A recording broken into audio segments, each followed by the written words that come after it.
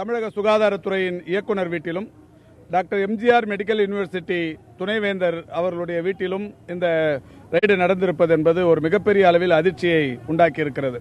பொதுவாகவே சுகாதாரத்துறை அமைச்சர் அவருடைய சொத்து பட்டியல் சம்பந்தமான விஷயங்கள் கடந்த ஒரு மாத காலத்திற்கும் மேலாக சமூக வலைதளங்களில் மிக பரவலாகவே பேசப்பட்டுக் கொண்டிருந்தது. அந்த வகையில் இன்றைக்கு அவருடைய வீடு ரெய்டு என்று பார்த்தால், அதுவும் சுகாதார தினத்தை ரெய்டு நடைபெற்றுக் கொண்டிருப்பது என்பது ஒரு அதிர்ச்சிக்குரிய விஷயம். அதோடு தொடர்ந்து சரத்குமார் வீட்டிலும் சிட்லப்பாக்கம் ராஜேந்திரன், முன்னாள் நாடாளுமன்ற உறுப்பினர் சிட்லப்பாக்கம் ராஜேந்திரன் அவர்களுடைய வீட்டிலும் இன்றைக்கு தொடர்ந்து ரெய்டு நடைபெற்றுக் கொண்டிருக்கிறது. அதேபோல் இந்த சட்டமன்ற விடுதியிலிருந்துதான் ஆர்கே நகருக்கு அதிமுக, அது குறிப்பாக தினகரன் ஆட்கள் இங்கிருந்துதான் பணத்தை கொண்டு போய் விநியோகிக்கிறார்கள் என்கின்ற அந்த குற்றச்சாட்டின் அடிப்படையில் இங்கேயும் ஒரு 5 அறைகள் இன்றைக்கு ரெய்டு நடைபெற்றது. வருமான வரித்துறையினரின் பரிசோதனைகள் நடைபெற்று சொல்லப்பட்டிருக்கிறது.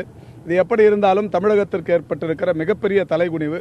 ஏற்கனவே தமிழகம் என்று சொல்லுகிற போது தமிழகத்தின் விவசாயிகள் எல்லாம் டெல்லி தலைநகரில் 20க்கும் மேற்பட்ட நாட்களில் அங்கே உருண்டு புரண்டு பல்வேறு போராட்டங்கள் நடத்தி தமிழகத்திற்கே ஒரு மிகப்பெரிய அளவிலான இது போன்ற சூழ்நிலை இருக்கிறது என்று அனைவரும் எள்ளி நகையாடி கொண்டிருக்கிற இந்த சூழலில் இது போன்ற ரெய்டு என்பது மிகப்பெரிய அளவில் எல்லா மாநிலத்தைச் சேர்ந்தவர்களும் தமிழகத்தை கேவலமாக பார்க்கிற ஒரு சூழல் தான் இதன் மூலம் ஏற்பட்டிருக்கிறது என்று சொல்ல வேண்டும். தேர்தலுக்கு 3 நாள் தான் பிரச்சாரம் நிறைவடைய இருக்கு. இந்த தருணத்தில் மிகப்பெரிய ஒரு ரைடானது தமிழகத்தில் நடைபெற்றிருக்கு. ஒட்டுமொத்தமாக தேர்தலில் அதிமுக 2 அணிகளும் செய்து கொண்டிருக்கிற பிரச்சார யுத்திகள், குறிப்பாக பணத்தை தாராளமாய் விநியோகிக்கிற அந்த மனப்பாங்கும், நேற்றைக்கு ஓபிஎஸ் அணியினர் இறந்த ஜெயலலிதாவின் மாதிரி உடலை கொண்டு போய் அவர்கள் வாக்கு சேகரித்த விதமும் தமிழக அரசியல் வரலாற்றில் ஒரு மிகப்பெரிய இழுக்கை தமிழக அரசியலுக்கு ஏற்படுத்தி இருக்கிறது என்று சொல்ல வேண்டும். இதே நேரத்தில் சட்டமன்ற விடுதிக்குள்ள சட்டமன்ற உறுப்பினர்கள் இருக்கலாம், அவர்களோட உதவியாளர் 2 பேர் இருக்கலாம் விதி.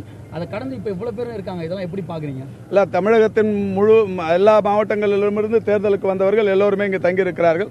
நீங்கள் சொன்னதை போல விதிகளை மீறி சட்டமன்ற உறுப்பினர்களையும் தாண்டி இங்கே பணப்பட்டுவாடா செய்வதற்கு தேவையான ஆட்களையும் கொண்டு வந்து தங்க வைத்திருக்கிறார்கள் என்பதுதான் உண்மை. இன்றைக்கு நடக்கக்கூடிய இந்த ரைடு தொடர்பாக எலெக்ஷன் கமிஷனிடம் முறையிட போகிறதா? இந்த தேர்தலில் எந்த மாதிரியான திமுகவின் அடுத்த நிலை? தலைமை கழகம் தொடர்ந்து தேர்தல் ஆணையத்திடம் தினந்தோறும் நடைபெற்றுக் கொண்டிருக்கிற முறைகேடுகளை திமுக கழகத்தின் சட்டத்துறை தொடர்ந்து முறையிட்டுக் கொண்டுதான் இருக்கிறது. பத்திரிகையாளர்கள் உள்ள அனுமதிக்கல, சட்டமன்ற உறுப்பினர்கள் இது போன்ற சோதனை நடைபெற்ற தகவல் வந்திருக்கு. நாங்கள் உள்ள போறோம்னு எங்களை அனுமதிக்கல, பத்திரிகையாளர்களுக்கு அனுமதி மறுக்கப்பட்டது எப்படி பாருங்க?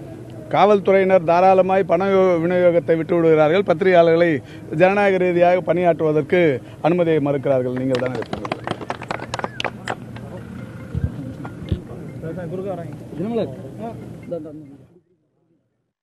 விவசாயிகள் டெல்லியில் தங்களுடைய வாழ்வாதாரத்திற்காக போராடிக் கொண்டிருக்கும் இந்த சூழலில் பல கோடி ரூபாய்க்கான ஆவணங்கள் கைப்பற்றப்பட்டிருப்பதாக சொல்லப்படுவது தமிழகத்திற்கு ஏற்பட்ட மிகப்பெரிய தலைக்குனிவு என்று திமுகவை சேர்ந்த சட்டமன்ற உறுப்பினர் திரு மா சுப்பிரமணியம் தெரிவித்திருக்கிறார். மேலும் திமுக தொடர்ந்து இதுபோன்ற பணப்பட்டுவாடா குறித்தும் தேர்தல் முறைகேடு குறித்தும் குற்றம் சாட்டிக் கொண்டுதான் இருக்கிறது என்றும் அவர் கூறியிருக்கிறார்.